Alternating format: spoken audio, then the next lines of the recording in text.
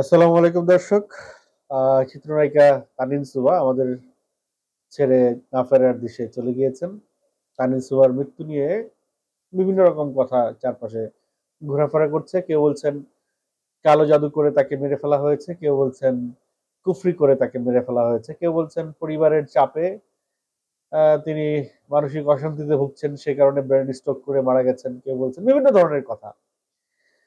তো বিভিন্ন ধরনের কথাগুলোর কতটা ভিত্তি আছে, কত কতটা সত্য, এই বিষয় নিয়ে একটু বিস্তারিত আলোচনা করব।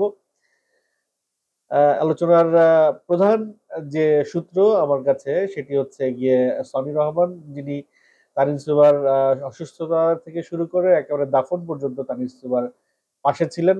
তার কাছ থেকে অনেক কথা শুনলাম, জানলাম এবং সেই বিষয়টা নিয়েই আজকের এই আলোচনা।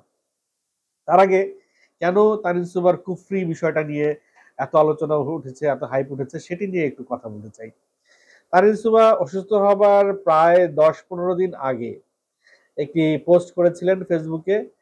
সেই পোস্টটা ছিল এরকম: কোনোদিন আমি তাবিজ বা কুফরিতে বিশ্বাস করতাম না, এখন করি।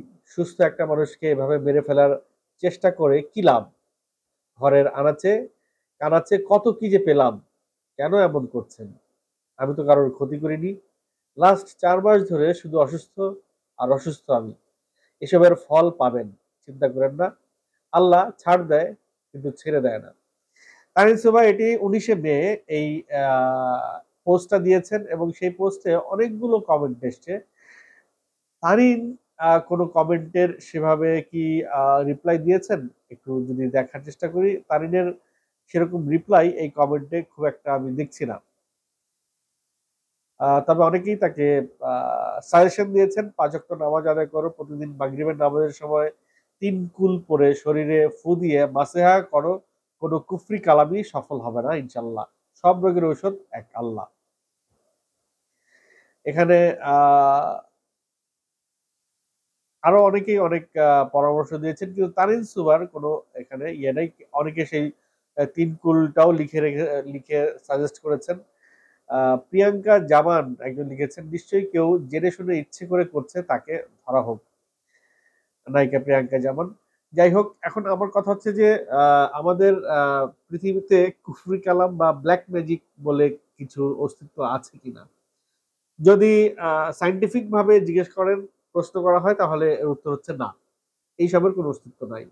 তবে ধর্মীয় দিক থেকে এসবের অস্তিত্ব আছে। ইসলামে কুফরি কালাম খুবই গর্হিত একটি অপরাধ, কবিরা গুনাহ, এ ব্যাপারে উল্লেখ আছে। এবং তানিন সুমার এই পোস্ট দেখে মিষ্টি জান্নাত লন্ডনে বসে একটি পোস্ট করেছেন যে তাকেও কেউ একবার কালাম কুফরি করেছিল, তাবিজ করেছিল এবং ব্ল্যাক ম্যাজিক করেছিল, এবং যার ফলে সে আরেক দেশে, বিদেশের মাটিতে হাসপাতালে ২২ দিন ছিলেন এবং তার সারা শরীরে পানি চলে এসেছিল। আসলে তানিন সুমার মৃত্যুর রহস্যটা কি, কিভাবে তানিন সুমা মারা গেলেন, সেটি নিয়ে সময় টিভি একটি সুন্দর প্রতিবেদন দিয়েছে। সেখানে তিনি বলেছেন যে তানিন সুবা বলেছিল ওই দিন দুপুরে ঝাল ভর্তা জাতীয় কিছু খেয়েছিল। আফতাবনগরের ক্লিনিকে গেলে পেটে গ্যাস, অ্যাসিডিটি সমস্যা ভেবে সে জাতীয় ওষুধ তানিনকে দেয়া হয়, এরপর বাসায় ফিরে যায়। দেখেন, ক্লিনিকে গিয়েছিল। ক্লিনিকের ট্রিটমেন্ট সাধারণত ধারণার উপরেই ম্যাক্সিমাম হয়, তার একটি প্রমাণ। ধারণা করে গ্যাসের ওষুধ দিয়ে ছেড়ে দিছে, ওকে, এটাই ধারণা করবে প্রাথমিকভাবে সবাই। কিন্তু সন্ধ্যা করাতেই তারিন অনেক বেশি অসুস্থ হয়ে পড়ে। তখন কিন্তু আর এই ধারণার মধ্যে সীমাবদ্ধ থাকা উচিত হয়নি। তখন ওকে রাত ১০টার দিকে ফরাজি হাসপাতালে নিয়ে যায়। মানে সন্ধ্যা থেকে রাত ১০টা ৪ ঘন্টা, এখানে কিন্তু অনেকখানি লেট হয়ে গেছে। এরপর অবস্থার আরো অবনতি হলে রাজধানীর পপুলার হাসপাতালে আনা হয় তারিনকে, ফরাজি হাসপাতাল থেকে। সেখানে তারিনের চিকিৎসা প্রসঙ্গে বলতে গিয়ে তিনি বলেন, পপুলারে আনার পরেই চিকিৎসকরা দ্রুত ব্যবস্থা নিতে শুরু করেন। তারিনকে দেখেই চিকিৎসকরা বলেন অনেক দেরি করে ফেলেছে। এরপর লাইফ সাপোর্টে ছিল তারিন, এটা রঞ্জু সরকার বলেন। এখন কথা হচ্ছে যে আহ, অনেক দেরি করে ফেলেছে, ওই যে বললাম যে ৬টা থেকে রাত ১০টা, এই সময়টা একটু গাফলতি তো হয়েছেই। তো সেই জায়গা থেকে যখন হাসপাতালে তাকে নিয়ে যাওয়া হয়, সেই তার শারীরিক যে অবস্থা ছিল সেটি হচ্ছে যে ব্যক্তিগত কারণে মানসিক চাপের মধ্যে জীবন পার করছিল তারিন। শারীরিক অবস্থাও ভালো ছিল না, দুটো কিডনি প্রায় অকেজ ছিল তার। অর্থাৎ তার কিডনির যে অবস্থা খারাপ এটি তিনি জানতেন না, বা এই বিষয়ে তিনি কোনো পদক্ষেপ নেন নাই জেনে থাকলে। 2 জুন হঠাৎ শারীরিক অবস্থার অবনতি হলে তা থেকে অভিনেত্রীর স্ট্রোক হয়।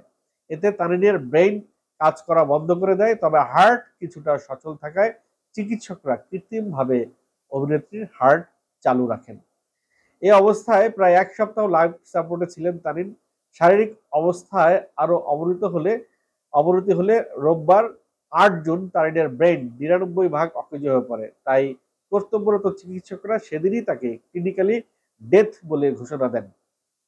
চিকিৎসকের ক্লিনিক্যালি ডেথ ঘোষণার পরই তারিন সুভার মৃত্যুর গুঞ্জন ছড়িয়ে পড়ে বেশ কয়েকটি অনলাইন পোর্টালে।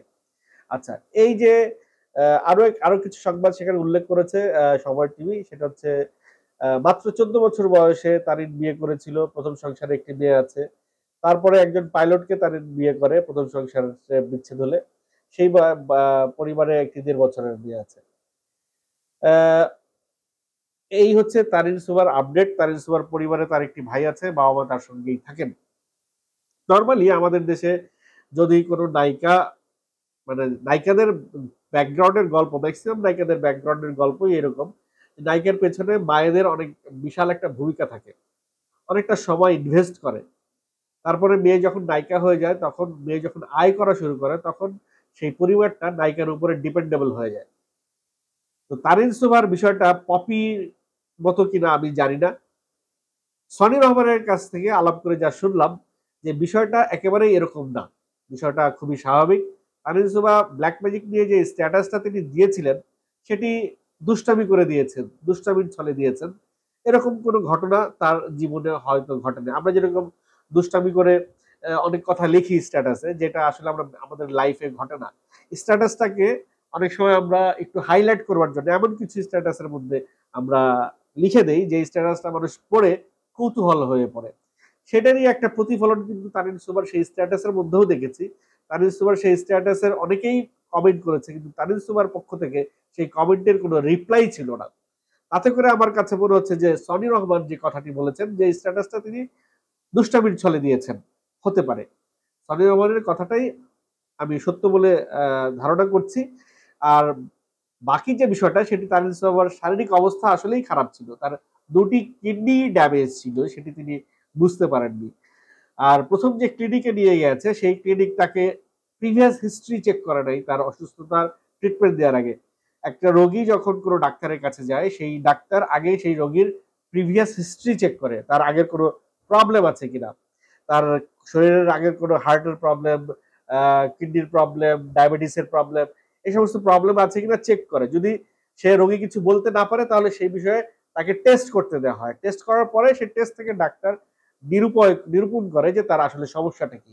প্রথম যে ক্লিনিকে গিয়ে নিয়ে যাওয়া হয়েছিল, সেই ক্লিনিকে প্রপার ট্রিটমেন্টটা হয় নাই। তারপরে সন্ধ্যার সময় যখন গুরুতর অবস্থা হয়, তখন আরো 4-5 ঘন্টা দেরি করে ফেলেছে তাকে হাসপাতালে নিতে।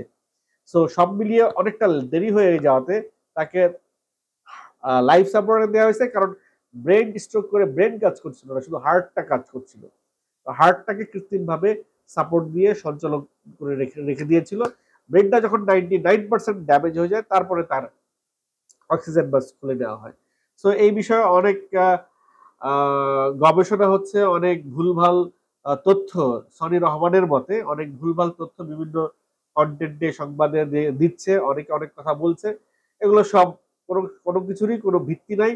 কারণ অঞ্জনা রহমান যখন মারা গিয়েছিলেন, তখন অঞ্জনা রহমানের মৃত্যুকে কেন্দ্র করে অনেকেই অনেক কথা বলেছিলেন, কিন্তু শেষ সময়ে যখন পুলিশি কার্যক্রম চালু হয়েছিল, তখন কাউকেই আর খুঁজে পাওয়া যায় নাই, কেউ আর সাক্ষাৎকার দিতে বা সাক্ষ্য দিতে সামনে আসে নাই। ঠিক তেমনি সনি রহমানের দাবি যে তারিন সুবাকে নিয়ে যারা এত কথা বলছেন, তাদেরকে যদি স্টেটমেন্ট দিতে বলা হয় যে হ্যাঁ, পুলিশ যখন আপনাদেরকে ডাকবে আপনারা আসবেন কিনা মামলা হলে, তখন তারা কেউ আর আসবে না, তখন তারা তাদের স্টেটমেন্ট থেকে সরে যাবেন।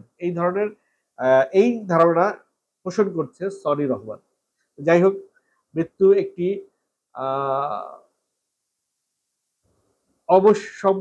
অবশ্যই প্রত্যেকের জীবনে মৃত্যুর স্বাদ দিতে হবে। অনিবার্য বিষয়, এটি ঘটবেই।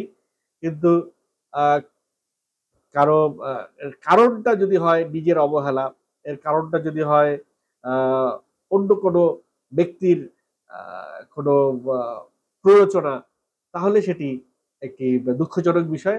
সেই জায়গা থেকে অবশ্যই তানিম সুমার মৃত্যুর রহস্যটা উদ্ঘাটন করে জেনুইন, মানে যতটুকু পত্রিকায় দিয়েছে সময় টিভিতে, তাতে তো মনে হয়েছে এখানে আমার ব্ল্যাক ম্যাজিক বা অন্য কারো হাত আছে বলে আমার মনে মনে হয় না। তারপরেও যদি কারো কোনো কনফিউশন থেকে থাকে, তাহলে তারা অবশ্যই মামলা করুক।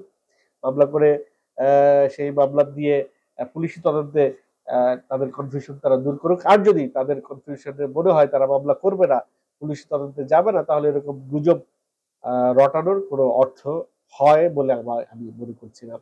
তামিল সুবাকে আমি খুব বেশি জানতাম না, চিনতাম না।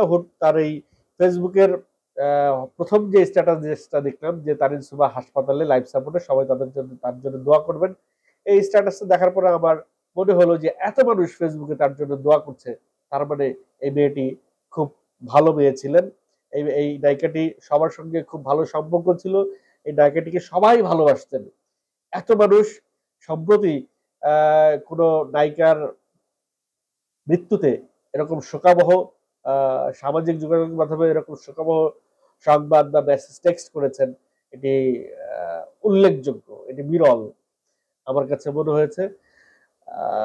সেই জায়গা থেকে আমি বুঝতে পারছি যে সে খুবই খুবই জনপ্রিয় ছিল অনেকের কাছে, অনেকের প্রিয় পাত্র ছিল, এবং তার অকাল প্রয়াণে অনেকেই কষ্ট পেয়েছেন। আমি যখনই তার ছোট্ট ১.৫ বছরের মেয়েটির ভিডিও দেখি, আমার খুবই কষ্ট হয় যে এই মেয়েটি নিশ্চয়ই এখন তার মাকে খুঁজছে, কিন্তু সে জানে না তার মা আর তার কাছে কোনোদিনও আসবে না।